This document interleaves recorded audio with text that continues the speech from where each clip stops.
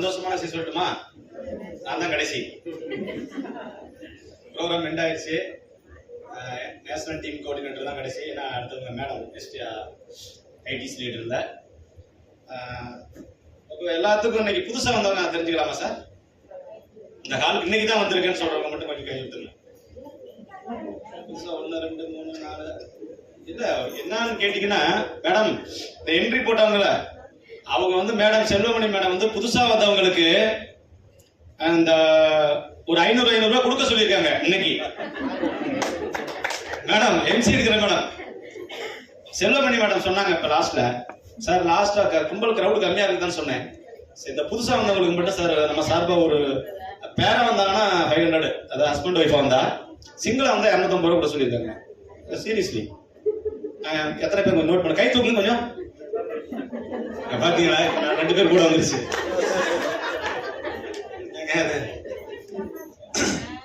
ஒண்ணு இல்லைங்க, ஏதாவது டிஸ்ட்ரிபியூட்டரா இருக்கவங்களுக்கு தெரியும். புதுசா வந்தவங்களுக்கு எதிர்த்து சொல்றோம்னா, இந்த ஹால்ல புதுசா 100 பேர் வரணுங்கிறது இல்லைங்க, ஒரே ஒரு நபர் வந்தாலும் அந்த நபர் கோடி சொன்ன மாதிரி ஒரே ஒரு ஆள். இந்த கரூர் இந்த என்டிஎஸ் பேலஸுக்கு ஒரு நாள் ஒரு காலத்துல 10 ஆண்டுகளுக்கு 13 ஆண்டுகளுக்கு முன்ன அன்னைக்கு கை தூக்க சொன்னாங்க. இந்த ஹாலுக்கு புதுசா வந்தவங்க எத்தனை பேருன்னு திருச்சியில நானு அப்ப கரூர் மீட்டிங் புதுசா வந்தோடனே யாருப்பா புதுசா வந்திருக்கேன்னு சொல்லும்போது லாஸ்ட் மூலையில அந்த பாருங்க, அந்த லாஸ்ட் உட்காந்துருக்காரு பாருங்க வரனே, அந்த இடத்துல வந்து நான் தான் கை தூக்குனேன். ஒரு ஆள் தான் வந்திருந்தேன் அன்னைக்கு. அவ்வளவு பேர் டிஸ்ட்ரிபியூட்டர். அன்னைக்கு நான் ஒரு ஆள் தான் கை தூக்குனேன். இன்னைக்கு உங்களுக்கு நிக்கிறேனா?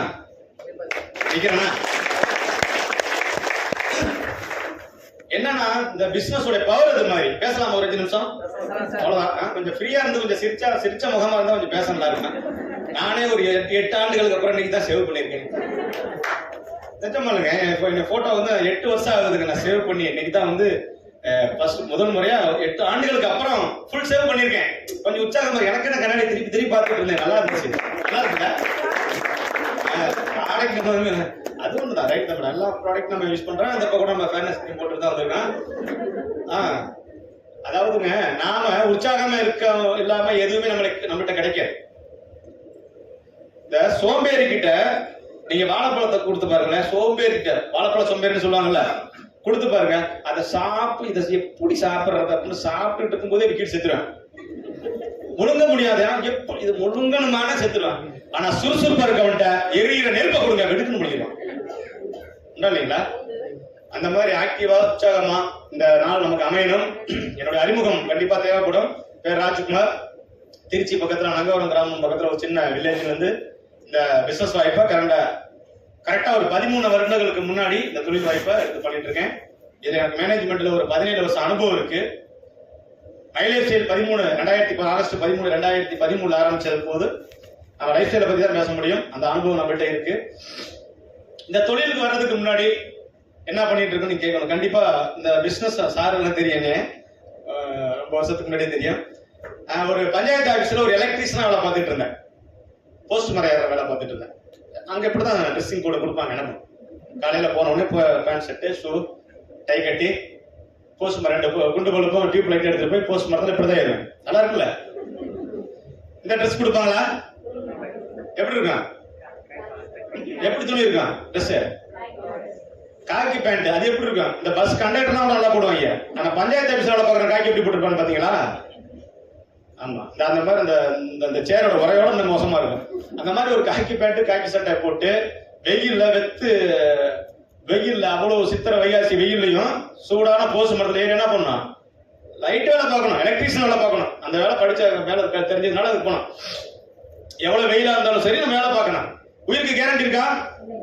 இப்ப இந்த ஹோட்டல் அந்த லைட் எரியலன்னா எலக்ட்ரீஷியனை கூப்பிட்டோன்னா என்ன பண்ணுவாருன்னா வந்தோன்னா சுவிட்ச் ஆஃப் பண்ணிட்டு பாப்பாரு. சுவிட்ச் ஆஃப் பண்ணிட்டு தானே சார் பாப்பாரு. ஆனா பஞ்சாயத்து ஆபீஸ் லைட் வேலை பாருங்க, தெரு லைட் எரிஞ்சுட்டே இருக்கும், வேலை பார்த்துட்டே இருப்பான். சார் நோ, ஏன்னா அப்பதான் அந்த லைன் எங்க வருது, எங்க ஃபால்ட் இருக்குன்னு தெரியும். இடுப்புல ஒரு பெல்ட் ரோப் கட்டகையில கட்டி மேலே வேறி இப்படி வேலை பார்க்கணும். தப்பி தவறி ஏதாவது ஒன்று பட்டுச்சுன்னா ஸ்பாட் அவுட். என் கூட வேலை பார்த்தவன் என் கண்ணு முன்னாடியே இறந்தான் மேல இருந்து. நான் கீழே நிக்கிறேன். நான் ஏறுறது ஆக்சுவலா பேரு கணேசன், என் கூட ஹெல்பரு. சார் நான் மேல நான் ஏறேன். என்னண்ணா இத்தனை மரம் ஏறிட்டீங்க, நான் ஏறேன். இருடா ஒரு நிமிஷம் இருடா, நான் ஏறேன். ஏன்னா நீங்க 10 மரம் ஏறிட்டீங்க, நான் ஏறுறேன். சரி, கொஞ்சம் டயர்டா தான் இருந்துச்சு. வேலை பார்ப்பான், நல்லா தான் வேலை பார்ப்பான். ஏறி நல்லா வேலை பார்த்துட்டு இருக்கும்போது மேல ஒரு லைனா நான் கீழே வந்து இதை பிரிச்சு போட்டுட்டு இருக்கேன், எடுத்து மேல அவனுக்கு ஜோக்கு போடுறதுக்கு. மேல பார்த்தா மேல வந்து பார்க்கும்போது கீழே பொத்துன்னு ஒண்ணு விழுந்தது, கட்டை விழுந்தது. பார்த்தா அவன் கண் முன்னாடியே ஒரு செகண்ட் அப்படியே நம்ம கோழி திருக்கி போட்டோம்னா எப்படி விழுந்து போகுமோ, ஒரே செகண்ட் என் கண்ணு முன்னாடியே இருந்தேன். எப்படி இருக்கு எனக்கு, எப்படி இருக்கு கண்ணு முன்னாடி பாக்குறப்ப. 4 வருஷம் வேலை பார்க்கறேன். அன்னைக்கு ஒரு முடிவு பண்ணேன், இந்த தொழில் வேணுமா நமக்கு அப்படின்னு. இருந்தாலும் கவர்மெண்ட் ஊத்தியாவது வேணும் அப்படின்றதுனால படிச்சிருக்கேன், நல்ல வேலைக்கு போகணும், கவர்மெண்ட் எம்ப்ளாய் ஆகணும்னு சொல்லி தான் நம்ம படிச்சோம். ஏதோ பஞ்சாயத்து ஆபீஸ்ல ஒரு வேலைக்கு போலான்னு போய் இந்த வேலை எனக்கு கிடைச்சிச்சு. சரி, தொழிலா தான் அதுக்கு தகுந்த மாதிரி வேலை கிடைச்சது. வேற வேலைக்கு போலான்னு தான் போனது. சரி, இது போயிட்டு படிப்படியா போயிடலாம் தான் அந்த வேலையை டிராவல் பண்ணோம். இறந்து போகுமே அடுத்த நாள் எங்க வீட்டுல போய் சொன்னேன் அம்மாட்ட, இது மாதிரி இறந்துட்டான்னு சொல்லும்போது, இந்த வேலைக்கெல்லாம் போகாதா நீ அப்படிங்குது. சரி, கவர்மெண்ட் வேலை போய் தான் ஆகணும். சரி, ஒரு காலகட்டத்தில் என்ன பண்றேன்னு தெரியாம போயிட்டு தான் இருந்தேன். ஒரு நாள் திருச்சி சத்திரம் பஸ் ஸ்டாண்டு நான் ஒரு வேலையா போகும்போது என்னுடைய நண்பர், இந்த கம்பெனியில இன்னைக்கு ஐடிசி லீடர் திருச்சியில முருகானந்தம் சார், என்னுடைய நண்பர் முருகானந்தம் மகாமணி சார், 2 பேரும் என்னோட நண்பர். அவங்க 2 பேர்த்தையும் சத்திரம் பஸ் ஸ்டாண்ட்ல ஒரு இடத்துல சார் பேசலாம்ல 2 பேர்த்தையும் பார்க்கும்போது என்னைய பார்த்து ஒரு வார்த்தை கேட்டா, ராஜே நல்லா இருக்கியா? அவன் பேசலாம், கார்ல உட்காந்தாங்க பேசினா, நம்ம லீடர்ஸ் எப்படி இருக்கும் அந்த மாதிரி அவங்க எங்க ப்ரோக்ராம் போயிட்டு வந்து சத்திரம் பஸ் ஸ்டாண்ட்ல உட்காந்து பேசிட்டு இருக்காங்க. நான் அந்த வழியை கிராஸ் பண்றேன், டீ ஒரு ஜூஸ் இதெல்லாம் சாப்பிட்டு, என்ன ராஜி பண்ற, பஞ்சாயத்து ஆஃபீஸ் வேலையில பாக்குறேன், நம்ம எப்படி விட்டு கொடுக்க மாட்டோம்ல, கவர்மெண்ட் வேலையா அப்படின்னு பேசிட்டு இருக்கான். இந்த பிசினஸ் நீங்க என்ன பண்றீங்க, கார்லாம் வச்சிருக்கீங்க, என்னடா பவர்ஃபுல்லா இருக்கீங்க என்னடான்னு கேட்கறேன். ராஜி நாங்களாம் பெரிய பிசினஸ் பண்ணிட்டு இருக்கோம். என்னடா பிசினஸ்? இந்த அதை சொன்னீங்களே, அந்த ஆள் பிடிச்ச 2 பேரை சேர்த்து தானே, இந்த 2 பேரை சேர்க்கறதான்றானே.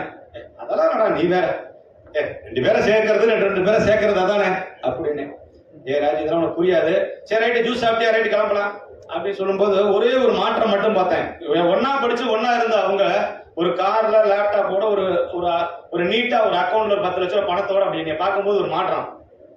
இந்த பிசினஸ் எடுத்து நீ பண்ற நல்லா இருப்ப அப்படின்னு சொல்லும்போது எனக்கு மைண்ட்ல 2 ஆப்ஷன். ஒண்ணு, இந்த கவர்மெண்ட் வேலையில ரிஸ்க் இருக்கு, இது சொல்றான். இது என்ன அப்படின்னு ஒரு மைண்ட் குழப்பத்தோட வந்து வீட்டுல கேட்டேன், அம்மாட்ட கேட்டேன், இது மாதிரி சொல்றாமா. மீட்டிங்லாம் நான் வரல, பிசினஸ் சத்தியமா சொல்றேன், மீட்டிங் பார்த்து நான் ஜாயின் பண்ணல. இந்த மாதிரி சொல்றான், ஃப்ரெண்டு முருகானந்தம் எல்லாம் சொல்றான், இது போலாமா வேணாமான்னு. என் அம்மா சொன்னா ஒரே வார்த்தை, உனக்கு பிடிச்சிருந்தா நீ அதுக்கு போ. ஒரே வார்த்தை தான், உனக்கு பிடிச்சிருக்கா போ. அடுத்த நாள் காலையில நம்ம லீடர்ஸ் ஃபாலோ பண்ணுவோம், சொல்லி கொடுப்பாங்க ட்ரைனிங்ல. மீட்டிங் பார்த்தா அடுத்த நாள் காலையில போய் ஃபாலோ பண்ணுவாங்க. காலையில போயிருவோம்ல வீட்டுக்கு, 5-6 மணிக்கெல்லாம் போயிருவோம்ல. ஃபர்ஸ்டா காலையிலே வந்துட்டார் நம்ம தலைவர். ராஜு உடனே நேற்று சத்திரத்துல பார்த்தனே, இப்ப வந்தேன். உடனே பார்த்தோன்னே சந்தோஷம், என்னடா அங்க பார்த்தா இங்க வந்துட்டானே. நமக்கு அவங்களுக்கு தான் தெரியும், ஃபாலோ பண்ண எனக்கு என்ன தெரியும்.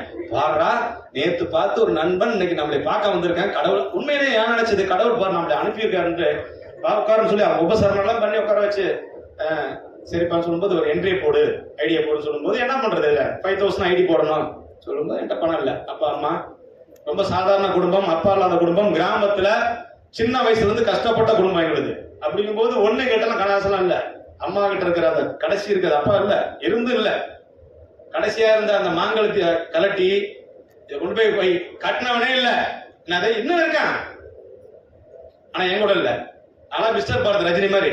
அதனாலதான் அந்த காப்பு அண்ணாமலை படத்துல வந்து நான் 30 வருஷமா போட்டிருக்கேன். எனக்கு அப்பா வந்து ரஜினி தான், சூப்பர் ஸ்டார் ரஜினி தான். அவர் மாதிரிதான் நான் வாழணும்னு இருக்கேன். அவர்தான் ரோல் மாடல். அந்த மாதிரி ஒரு காலகட்டத்தில் இன்னமும் வாழ்ந்துட்டு இருக்கோம். அப்ப சொன்னது எங்க அம்மா, இந்த தாலி கட்டினவனே இல்லை, அதை வச்சுக்க, இருந்தாலும் சரி இல்லாட்டி சரி வச்சு அடமான வச்சு என்ட்ரி போட்டேன். என்ட்ரி போட்டு இந்த பிசினஸ் ஒரு மீட்டிங் வந்து உட்காந்து பார்த்தேன். இந்த மாதிரி திருச்சி மீட்டிங்ல போய் பார்த்தேன். அப்ப இங்க சொன்ன விஷயங்கள் எல்லாமே எனக்கு எதுவுமே காதுக்கு ஏறல. மீட்டிங் முடிச்சுட்டு போனோன்னே ஜெயிக்கிறதுக்கு என்ன பண்ணணும், நான் அதை மட்டும் சொல்லு, நான் என்ன பண்ணணும்னு சொல்லு, நீ என்ன சொல்றேன்னு கேட்கறா, அவ்வளவுதான். ராஜி நீ முதல்ல வேலையை விடு, அடுத்த நாள் போன வேலையை எழுதி கொடுத்துருவேன். கவர்மெண்ட் வேலை எழுதி கொடுத்துட்டாங்க, பஞ்சாயத்து ஆஃபீஸில் எழுதி கொடுத்துட்டு வந்து இந்த பிசினஸ்க்கு என்னென்ன பண்ணணுமோ அத்தனையும் ஸ்டார்ட் பண்ணு.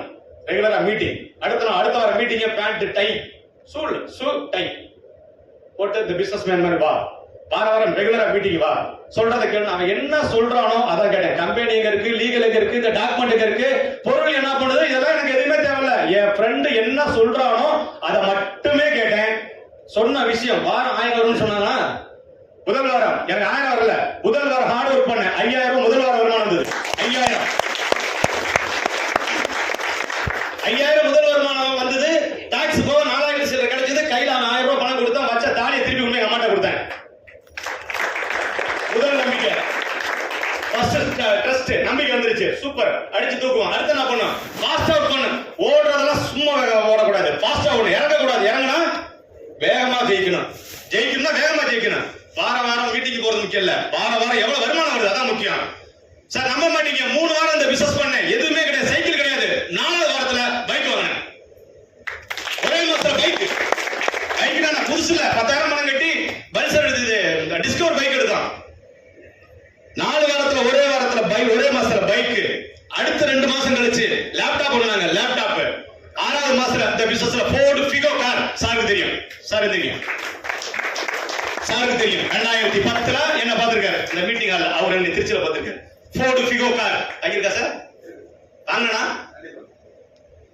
ப்ரூஃப் கேட்டாரு. இப்பதான் ஞாபகம் வந்தது சார் உங்களை. இப்ப 2010 ஃபோர்டு ஃபிகோ ராஜ்குமார் தான் சார். அப்படி இப்ப ஜஸ்ட் எப்படா 14 வருஷத்துக்கு அப்புறம் இப்ப கேக்குறாரு. என்ன 6 மாசத்துல அவருக்கு காரு என்னென்ன வேணுமோ. இந்த பிசினஸ் 1000 வந்தா 5000, 10,000, 20,000, 30,000, அதிகபட்சம் 2,10,000 வாங்கியாச்சு. அதான் அப்பயே வாங்கியாச்சு. 2,10,000 அப்பயே வாங்கியாச்சு. அப்பயே வாங்கி டீம்ல பல பேர்த்த வாங்க வச்சாச்சு. அடுத்த வாரம் இந்த ப்ரோக்ராம் மேல வரும்போது அடுத்த ரேங்க் மாதிரி தான் இருக்கும், சிடிசி தான் இருக்கும். 17 கோடி ரூபாய் பிசினஸ் இது வரைக்கும். அந்த பிசினஸ் ஸ்டார்ட் பண்ணப்ப ஒரு 1000 ரூபாய் கிடைக்குமான்னு வந்து நம்பிக்கையோட, நம்பிக்கை இல்லாம நான் வரல, நல்லா புரிஞ்சுக்கணும். சில பேர் நான் நம்பிக்கை இல்லாம தான் வந்தேன், நீ சம்பாரிச்சேன். நான் லாட்டரி சீட்டு பிசினஸ் பண்ணல, நான் லாட்டரி சீட்டு பிசினஸ் பண்ணல. ஒரு சீட்டு வாங்க, உளுந்தா நல்லது, உளுந்தாலும் அவனை திட்டதில்ல, தெரிஞ்சே வந்தேன். கோபிநாத் சொல்ற மாதிரி விஜய் டிவில நான் ஒரு நாள், சார் நீங்க பேட்டி கேட்கும் போது கோபிநாத் கேட்பாங்க, சார் நீங்க விஜய் டிவில ஒரு நாள் நீங்க பெரிய ஆளா வருவீங்க நினைச்சியா? நினைச்சேன் அப்படிம்பாரு. சென்னையில பேண்ட் விட்டு விற்கும் போது, ஒவ்வொரு ஃப்ளோர் ஏறி விற்கும் போது, ஒரு நாள் நான் டிவி சேனல்ல வருவேன், அன்னைக்கு பேட்டி கொடுப்பேன், ஒரு நாள் இந்த இடத்துல நான் வருவேன் நான் நினைச்சேன் அப்படின்னாரு. அதே மாதிரி தான் நான் நினைச்சேன், ஒரு நாள் இந்த பிசினஸ் ஜெயிப்போம் தான் முதல்ல வந்தேன். இது கிடைக்குமா கிடைக்காதான் வரல, மீட்டிங் பார்க்காம ஜாயின் பண்ணேன். ஆனா பார்த்ததுக்கு அப்புறம் நான் ஜெயிச்சிருவேனே வந்தேன், ஜெயிச்சுட்டு தான் இருக்கேன். புரியுதுங்களா? நம்பிக்கையோட தான் ஸ்டார்ட் பண்ணனே தவிர நம்பிக்கை இல்லாம ஸ்டார்ட் பண்ணல. அவளை தப்பா சொல்லல. புதுசா வந்தவங்க ஆரம்பத்தில் எடுத்தோம்னா ஃபுல் நம்பிக்கையில வராது. கல்யாணம் பண்ண உடனே மனைவியும் முதல் நாள் கல்யாணம் பண்ணி அடுத்த நாள் ஃபுல்லா தெரிஞ்சுக்க முடியுமா? 5 வருஷம் ஆகும், 10 வருஷம் ஆகும், அப்பதான் தெரியும். ஆனா மனைவி நமக்கு மட்டும்தான் நம்பிக்கை இருக்குல்ல, அந்த நம்பிக்கை இருந்தா அது மத்த மைலேஜ் கம்பெனி என்ட்ரி போடும் போது சில குழப்பங்களோட, சார் தூக்கம் வருதா, பக்கத்துல ஏசி ஃபுல்லா இருக்கும், அவன் டிராவல் பண்ணிருப்பாரு. ஏன்னா சில நேரங்கள்ல சில விஷயங்கள் சில இடத்துக்கு போய் சேரணும்னு ஆசைப்படுறேன். இந்த தொழில உள்ள வந்தப்ப சில பேர் நம்மள கவர்மெண்ட் வேலை உள்ள வந்தவனா, சார் நீங்க சொன்னாரு எனக்கு பொண்ணு கொடுத்த ஒரு லவ் மேரேஜ் தான். நான் லவ் மேரேஜ் நீங்க நினைக்கிற மாதிரி பெரிய அந்த அளவுல கிடையாது. கிராமத்துக்குள்ள ஆடு மேய்க்க நான் சைக்கிள்ல போவேன், அப்படி ஒரு கல்யாணம் வாங்கி கொடுத்து அப்படி பிக்கப் பண்ணதான். இதை நீங்க நினைக்கிற மாதிரி சும்மா திருச்சி கரூர்ல இந்த டாக்டர்லாம் கூட்டி வந்து அதெல்லாம் இல்ல. கல்யாணம் பண்ணிட்டு love marriage, love and arrange பத்திரிக்கை அடிச்சு தான் கல்யாணம் பண்ணா. மாமனார் சொன்னாரு இந்த வேலையை விட்டு தானே நீனா போனவன், கவர்மெண்ட் வேலையை விட்டுட்டேன் அப்படின்னாங்க. நான் நம்பர் 1 1ஆம் கிளாஸ்ல இருந்து 12வது வரைக்கும் நம்பர் 1 நல்லா படிப்பேன். Group 4 exam எழுதிருந்தேன் 2010ல. 11ல எனக்கு ரயில்வே டிராக்மேன் சூப்பர்வைசர் வேலை கிடைச்சது, 65,000 ரூபாய் சம்பளம் ரயில்வேல. கவனிக்கணும், என்ன நம்பி இந்த பிசினஸ்ல 2016, 12, 2009 என்ட்ரி. இந்த பிசினஸ் 2010ல 6வது மாசம் ஜூலை மாசத்துல இந்த பிசினஸ்ல 175 பேர் வாய்ப்பு கொடுத்து ஃபோர்டு காரோட 1 லட்சம் ரூபாய் சம்பளத்துல இருக்கேன். 65,000 பெருசா 1 லட்சம் ரூபாய் பெருசா? நான் ஒருத்த மட்டும் சம்பாதிக்கிறதா 120 பேர் சம்பாதிக்க வைக்கிறதா எது அப்படின்னு நான் யார்கிட்ட கேட்பேன்? எங்க அம்மாட்ட கேட்டேன். இப்ப சொல்லுமா நான் எந்த வேலைக்கு போட்டோம்? இதே மாதிரி மீட்டிங் எல்லாம் உட்காராச்சு. எங்க அம்மா அந்த மீட்டிங் எல்லாம் பார்த்துட்டு இப்படி கோட்டை சூட்டோட பார்த்துட்டு, கோடி ரூபாய் கொடுத்தாலும் இந்த வேலைக்கு தான் கொண்டு. அப்புறம் பக்கத்துல என் மனைவி இங்க இருந்துகிட்டு இப்படின்னு ஸ்டேஜ்ல இருந்துகிட்டு எப்படி இருக்குன்னு சூப்பர். அப்பதான் சொல்லுவா இந்த வேலைக்கு தான் முடிச்சு, அந்த வேலைக்கு கேன்சல், அது போல ரயில்வே வேலைக்கு போகல. அடுத்து இன்னொரு வேலை, என்னடா அடுக்கடுக்க போய் சொல்ல நினைக்காதீங்க, அடுக்கடுக்க பேப்பர் இந்த ஃபைல் வச்சிருக்கேன் காமிக்கிறேன்.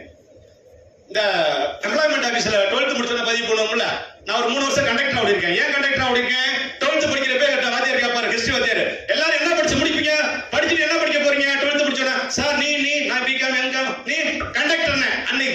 காப்பு. அந்த ரஜினி ரசிகராச்சு இல்ல, அண்ணாமலை படத்துல இடிச்சு வீடு தள்ளோன்னா ஒரு நாள் அந்த சபதம் இன்னும் இருக்கு. அதெல்லாம் சபதத்தை முடிச்சு வச்சிருக்கேன் நான். புரியுதுங்களா? அப்ப 3 வருஷம் கண்டக்டரா ஒன்னால எம்ப்ளாய்மெண்ட்ல பதிவு பண்ணி கண்டக்டர் வேலையும் வந்துச்சு. இதே திருச்சி செவனா ஹோட்டல்ல 240 பேர் இந்த பிசினஸ்ல 1.5 லட்சம் ரூபாய் சம்பாதிக்கிறேன். அன்னைக்கு ஒரு அப்பாயின்மெண்ட் ஆர்டர் வருது சனிக்கிழமை. ஞாயிற்றுக்கிழமை தூக்கிட்டு கோர்ட்ல சொல்லிவிட்டு அங்க போயின்னு சொல்லுங்க இந்த வேலைக்கு போலாமா அப்படின்னு கேட்கிறேன். அந்த டிஸ்ட்ரிபியூட்டர் டீம் எல்லாம் வரைச்சிட்டு மீட்டிங்ல, கம்பெனி மீட்டிங்ல, சார் நீங்க போக கூடாது சார், இங்க விட்டு போயிடாதீங்க சார். அப்படியே இப்படி வச்சு மைக் இங்க வச்சுட்டு அப்படியே அப்பாயின்மெண்ட் ஆர்டர் கிழிச்சேன், ஸ்டேஜ்ல கிழிச்சேன். கல்யாணம் ஆயிடுச்சு. இந்த 3 கவர்மெண்ட் வேலை எல்லாத்தையும் விட்டுட்டு மைலேஜ் சேல் பிசினஸ் உயிரா எடுத்து பண்றது காரணம் நான் மட்டும் வருமானம் வாங்குறதுக்கு இல்ல, என்ன நம்பி வந்த அத்தனை பேத்தி வாங்க வைக்கணும்னு நினைச்சதுனாலதான் இந்த தொழில் பெரிய லெவல்ல போக முடியுது. நம்ம மட்டும் சம்பாதிக்கிறது இல்ல, தொழில வந்த அத்தனை பேரும் சம்பாதிக்க வைக்கணும். போதாத காலம் நல்லா போயிட்டு இருக்கும் போது 2017 ஒரு காலு ஆக்சிடென்ட் ஆகி உடஞ்சிருச்சு. சுத்தமா அந்த காலு கிட்ட பார்த்தா தெரியும், சுத்தமா துண்டா உடஞ்சிருச்சு. ஒன்னும் ஃபீல் எல்லாம் பண்ணாதீங்க, டாக்டரே ஃபீல் பண்ணல. எஸ்ஆர்எம் ஹாஸ்பிட்டல் கொண்டு போயிட்டு 2017 பிப்ரவரி மாசம் அட்மிட் பண்ணி 18, 19, 20 3 வருஷம் சூரிய வெளிச்சத்தை கூட பார்க்கல. காலை தூக்கி பெட்ல இப்படி வச்சு எலிசாரன்னு ஒரு கம்பி வளையம் போட்டு 16 கம்பி உள்ள காயம் இருக்கு, உள்ள இல்ல ஓட்ட இருக்கு. கால் வச்சதுதான் 3 வருஷம் பெட்டை விட்டு எந்திரிக்காம, யூரின் பாத்ரூம் எல்லாமே பெட்டோட. ஒய்ஃப் மட்டும் தான் ஹாஸ்பிட்டல்ல. 3 வருஷம் சூரிய வெளிச்சத்தவே நான் பார்க்கல, ஹாஸ்பிட்டல்லே தான் இருந்தேன்.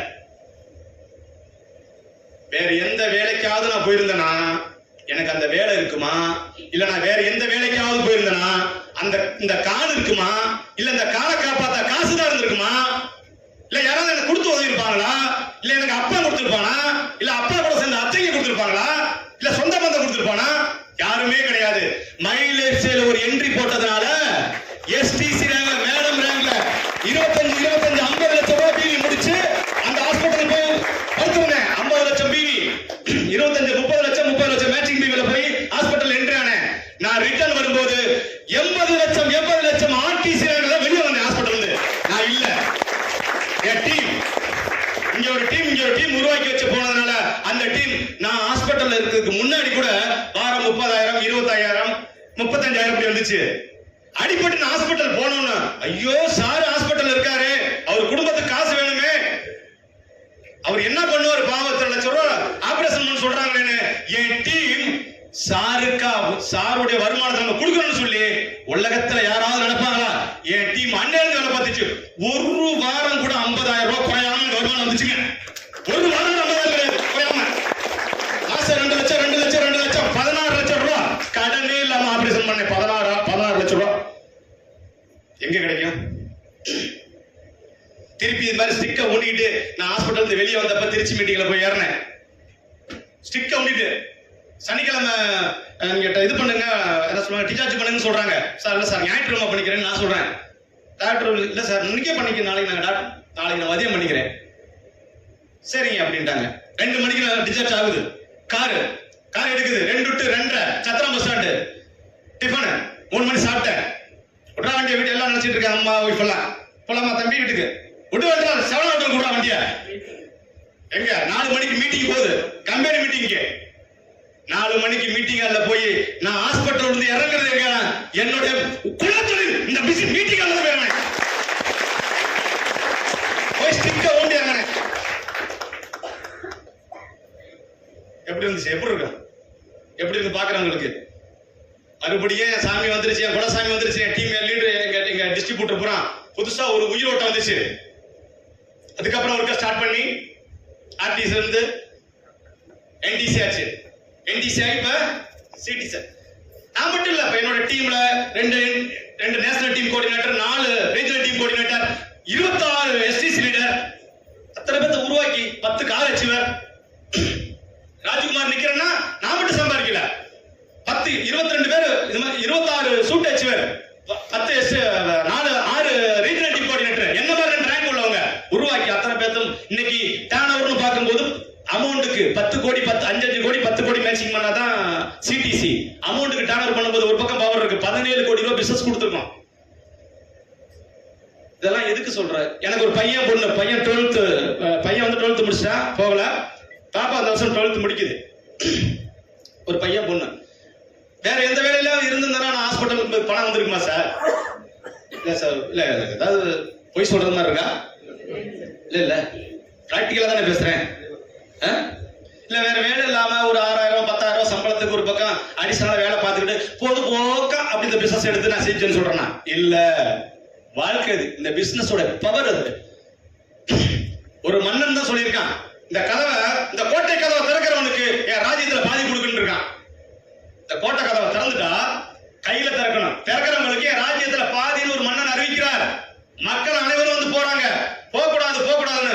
ஆனா அவன் சொல்றாரு, திறக்கலைன்னா கையை வச்சு திறக்கலைன்னா கை வெட்டிடுவேன். போட்டிக்கு போறவங்க திறக்கலைன்னா கையை வெட்டிடுவேன்னு சொல்றாரு. யாரும் முன் வரல. ஒருத்தர் போனாரு, ஒரே ஒரு இளைஞன், துடிப்பான இளைஞன் போனா. போகும்போது 100 பேர் தடுத்தான். ஏன் போறன்னு? ஏய், கையை வச்சு நீ திறக்கலைன்னா கையை வெட்டிடுவேண்டா அரசன். அவன் சொல்றான், டேய் ஒருவேளை திறந்துட்டா நான் நாட்டுக்கு அரசன்டா, ஒருவேளை திறக்க முடியல கைதானே போகும், உயிர் போகாது இல்ல. திறந்துட்டா நான் நாட்டுக்கு அரசன். போய் திறந்தா திறந்துருச்சு. என்னன்னு கேட்டா அந்த கதவு லாக்கே பண்ணல. புரியும் நினைக்கிறவங்களுக்கு இந்த பிசினஸ் அப்படிதான். இந்த தொழிலை தொட்டு பார்ப்போம். ஊர்ல 4 பேர் சொல்லுவான், சொந்தக்காரன் சொல்லுவான், அண்ணன் தம்பி அக்கா தங்கச்சி வீட்டுல அம்மா வேணான்னு. அதை மீறி நீங்க டச் பண்ணிட்டீங்கன்னா நீங்க ஜெயிச்சிட்டீங்கன்னு அர்த்தம். பல பேர் சொல்லுவோம் ஆகாது போவாதுன்னு. இந்த 2 பேசி முடிச்சிடறேன், அவ்வளவுதான். அடுத்த வாரம் நான் இன்னொரு ரேங்கில் தான் பேசுவேன்.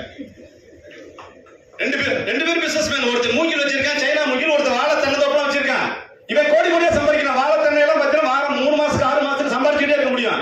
சைனா மூங்கில் வச்சவனுக்கு வந்து அதோட பவர் அவனுக்கு மட்டும் தான் தெரியும். 3 வருஷம் டெய்லி 2 பேரும் போறான் ஊர்ல. இவன் தண்ணி ஊத்துறான், இவனும் தண்ணி ஊத்துறான், இவனும் தண்ணி ஊத்துறான். தினமும் சும்மா போயிட்டு வரான். இவன் டெய்லி போயிட்டு அதுல மகசூல ரெடி பண்ணிட்டு 3 மாசத்துக்கு ஒருக்க சம்பாதிச்சுட்டு வர்றான். இந்த வாழை தென்னந்தோப்பு எல்லாமே வச்சு கொய்யலாம். ஆனா சைனா மூங்கி வச்சவன், ஒரு 3 அடியில் வச்சவன், அப்படியே தான் அந்த செடி இருக்கு. 3 மாசம் 6 மாசம் தண்ணி ஊத்துறான், 1 வருஷம் தண்ணி ஊத்துறான், அது அப்படியே தான் இருக்கு.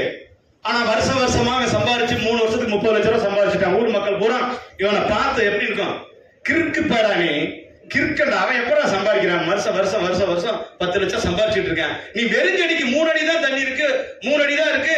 அந்த செடி 1000 செடியை வச்சுக்கிட்டு தண்ணி ஊத்திக்கிட்டு வேடியை போட்டுக்கிட்டே இருக்கிறியே, நீ எல்லாம் கிறுக்குன்னா. அவன் கிறுக்க மாதிரியா போனான். ஆனா 3 வருஷம் கழிச்சு என்ன நடந்தது தெரியுமில்ல? 3 வருஷம் கழிச்சு அடுத்த 3 மாசத்துல ஒரு செடி 100 அடின்னு வந்துச்சு. ஒரு செடி மூங்கில் செடி 100 அடி, 1000 செடி 100 அடி. பியூட்டிஃபுல்லான ஒரு விஷயம் என்னன்னா, ஒரு செடி தான் கூட 10 செடியை உருவாக்குச்சு. 10 மூங்கிலோட. அப்ப 1000 10 1 லட்சம் மரமா 100 அடி எந்திரிச்சிச்சு. இவன் 3 வருஷம் 10 30 லட்சம் சம்பாதிச்சத கணக்கு போட்டு பாருங்க. 10 கோடி ரூபாய் சம்பாதிச்ச 3 வருஷத்துல. அதுக்கு காரணம் என்னன்னா, அந்த செடி வளரணும்னு யாருக்கு தெரியுது? அவனுக்கு தான் தெரியும். சைனா மூங்கில் 3 வருஷம் கழிச்சு தான் 300 அடி வளருங்கிறது தெரியும். தான் கூட இன்னொரு செடியை உருவாக்குங்கிறது அவனுக்கு தான் தெரியும். அது இல்லாம இந்த பயிரோட மகிமை அவனுக்கு மட்டும்தான் தெரியும். அப்ப அந்த செடி வளரல என்ன அர்த்தம் இல்ல, வளர்ந்துச்சு. இந்த செடியெல்லாம் வெளியே வளர்ந்து அப்பைக்கு அப்ப மகசூல் கொடுத்துச்சு. அந்த சைனா மூங்கில் தான் 100 அடி நிக்கும் போது அதை தாங்கி கொடுக்கிற சக்தியை தன்னுடைய வேற வளர்த்துச்சு, ஃபவுண்டேஷன் போட்டுச்சு. 100 அடி வரும்போது தாங்கி பிடிக்கணும்ல. அப்ப அந்த 3 வருஷம் வளராம இல்ல, கீழே வளர்ந்தது. புரியுதா உங்களுக்கு? புரியாதுன்னு நினைக்கிறேன். புரியணும். நெட்வொர்க் சிஸ்டமா தான் இந்த பிசினஸ் தான். இன்னைக்கு போகும்போது பஸ்ல போலாம், கார்ல போலாம், நடந்து போலாம், சைக்கிள்ல போலாம், எல்லாம் வேணாலும் போலாம். ஆனா 3 வருஷத்துக்கு இந்த கரூர்ல நான் பார்க்காத வேலை, இந்த கரூர்ல ஒரு பஸ் கண்டக்டரோட இருக்கேன். மலையம்மன் பஸ்ல ஒவ்வொரு நாள் பஸ் அந்த ஓரத்துல நின்று விசிலடிச்சு பார்க்கும்போது ஒவ்வொரு காரை அழகழகான பார்ப்பேன். ஒரு நாள் நம்ம அந்த காரை வாங்க முடியுமா, ஏதாவது ஒரு காரை வாங்க முடியுமா, இதுல பயணம் பண்ண முடியுமான்னு பார்ப்போம். இந்த பிசினஸ்ல வந்து 4 கார் அச்சீவ் பண்ணிருக்கேன். 4 கார். அடுத்த ஒரு புது கார் அடுத்த ரேங்க் வாங்க போகுது. இதெல்லாம் கனவு இல்ல. ஐடிசி ரேங்க்ல வரும்போது இந்த மீட்டிங் ஆளுக்கு நிச்சயமா ஜாக்குவார் வரும். Jaguar black. அதனால தான் இப்போ போட்டுக்க பெல்ட் கூட ஜாக்குவார் தான் போட்டுப்பேன். பிராண்ட். புரியுதுங்களா? பிராண்ட். உங்களை ஊர் மக்கள் இப்படிதான் பார்க்கணும். இன்னைக்கு இந்த பிசினஸ் வேணாம் வந்தவங்களுக்கு சொல்றேன், புதுசா வந்தவங்களுக்கு தெரியுது. இன்னைக்கு உங்களை எள்ளி நகையாடுற கூட்டம் உங்க சொந்தக்காரங்க மத்தவங்க யாரா இருந்தாலும் சரி, கவலைப்படாதீங்க. இந்த பிசினஸ் விடாம இன்னும் ஒரு 3 வருஷம் வந்து இறுக்கி பிடிங்க. வேற லெவல்ல போக போகுது பிசினஸ். டைரக்ட் செல்லிங் மார்க்கெட்டிங் வேற லெவல்ல போக போகுது. இந்தியாவுல வளர்ந்து வர துறை நம்பர் 1 இருக்கு. இன்னும் 5 வருஷம் திரும்பி பார்க்கும்போது ஒவ்வொரு கிராமத்திலையும் வீட்டுல ரேஷன் கார்டு இருக்கான்னு தெரியாது, ஆரம்பித்த ஒரு லைஃபோட ஐடி கார்டு எல்லா வீட்லயும் இருக்கும். ஓடிக்கணும் சார். கம்பெனியோட பழைய பேரு 13 வருஷம் கழிச்சு என்ன வருது உள்ள இருந்து. எப்படிங்க பெத்த தாயை மறக்க முடியுமா? நம்பிக்கையோட பண்ணுங்க தொழில. மைலேஜ் பிசினஸ் கடவுளுக்கு கொடுத்த பிசினஸ், நம்ம தலைமுறை கிடைச்ச பிசினஸ். தைரியமா இருக்குங்க, உங்க கூட வந்தவங்களை நம்பி இறங்குங்க. ஏன்னா இந்த வாரம் கம்பெனி மீட்டிங் நடக்குது. நிறைய விஷயங்கள் இங்க வந்து ஒவ்வொருத்தரும் ஒவ்வொருத்தர் எக்ஸ்பீரியன்ஸ் கிடைக்கும். ஏன்னா எனக்கு கொஞ்சம் டைம் இன்னைக்கு யாராவது ஐடி லீடர்கள், அதனால ஒரு இது பேச வாய்ப்பு கிடைச்சது. அடுத்த வாரம் செலிப்ரேஷன் கொஞ்சம் வித்தியாசமா பேசலாம். பேசுறதெல்லாம் பிரச்சனை இல்லை, ஆனா என்ன கிடைக்குதுங்கிறது தான் முக்கியம். இந்த ராஜ்குமாருக்கு இது கிடைச்சதா சார்? நான் 1 வருஷம் உங்க கூட்டத்துல 16 வருஷத்துக்கு முன்னாடி பார்த்திருக்கேன், எனக்கு மறந்துட்டேன். இன்னைக்கு அவர் பேசுறாரு, உண்மைதானே சார்? பாருங்க, எனக்கு யாரும் தெரியல கேட்கிறாரு. அப்ப 17 வருஷத்துக்கு முன்னாடி தொழில் ஸ்டார்ட் பண்ணேன், 16வது வருஷத்துல இருந்து என்னை பார்த்துட்டு இருக்காரு. இல்ல உண்மை, அன்னைக்கு தானே சார் பேசுறேன், அன்னைக்கு அடிப்படல, அதை மட்டும் விட்டுருப்பேன். அதை இப்ப பேசுறேன். புதுசா வந்தவங்களுக்கு நம்பிக்கை வந்திருக்கா? தொழிலை ஸ்டார்ட் பண்ணுங்க. மைலேஜ் இன்னைக்கு எல்லாத்துக்கும் நல்ல விதமான நல்ல ஆரோக்கியமான ப்ராடக்ட் இருக்கு, நல்ல ஃபியூச்சர் இருக்கு. உங்க குழந்தைகளுக்காக, உங்க லைஃபுக்காக, உங்க குழந்தைகளுக்காக எடுக்க. உங்களுக்காக லைஃப் முடிஞ்சிருச்சு, நம்ம லைஃப் முடிஞ்சது. நான் எங்க அம்மா நேத்து தான் சொன்னேன், இந்த பிசினஸ் 44 வயசுமா எனக்கு அதிக ஆசை இல்ல, இன்னும் ஒரு 20 வருஷம் இருந்தா போதும் இந்த பிசினஸ்ல. பிராண்ட் கிரவுண்ட் அம்பாசிடர் முடிஞ்சு, அவ்வளவுதான். கிரவுண்ட் அம்பாசிடர், டைமண்ட் இல்ல, ப்ளூ டைமண்ட் எல்லாம் தாண்டி கிரவுண்ட் அம்பாசிடர் போதும். மாசம் 2 கோடி ரூபாய் கிடைக்கும், செட்டில் பண்ணி கொடுத்துட்டு போயிடலாம். அவ்வளவுதான் மேடம். ஃபேமிலிக்கு எங்கேயுமே சொல்ல முடியாது இந்த வாய்ப்பை தவிர வேற எங்கேயும் சொல்ல முடியாது. ஸோ சின்ன பசங்க எல்லாம் இருக்கவங்களுக்கு எல்லாம் என் வயசு உன்ன மாதிரி தான் இருந்த எந்த இருந்திருக்கு. ஒரு நிமிஷம் பார்க்க, ஒருவேளை நீ என்னை கோட்டு போட்டா என்னை மாதிரி இருப்ப, நீ சேம் பேஸ் கட்டா தெரியுதா? இந்த வயசுல உனக்கு வாய்ப்பு கிடைச்சிருச்சு, என் வயசுல நிச்சயம் நீ கோடி சொன்ன இருப்ப, எந்த மாற்றம் கிடையாது.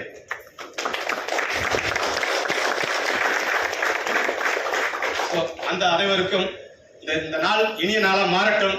ஏன்னா நம்மளுடைய வார்த்தைகள்ல யாராவதுக்கு எல்லாத்துக்கும் கேட்கணும், எல்லாருக்கும் சேரணும் அப்படிங்கிறது ராஜ்குமார் நோக்கம் இல்ல. ஒருத்தருக்கு இந்த வார்த்தை, இந்த ராஜ்குமாரோட வார்த்தை ஒருத்தர் காதுல போய் அவன் ஜெயிச்சா நான் ஜெயிச்சது, அவ்வளவுதான். அனைவருக்கும் அடுத்த வாரம் சந்திப்போம் சொல்லி மீண்டும் எனக்கு நன்றி சொல்லி முடிச்சுக்கிறேன். Wish you all success. Jai west marketing. Thank you.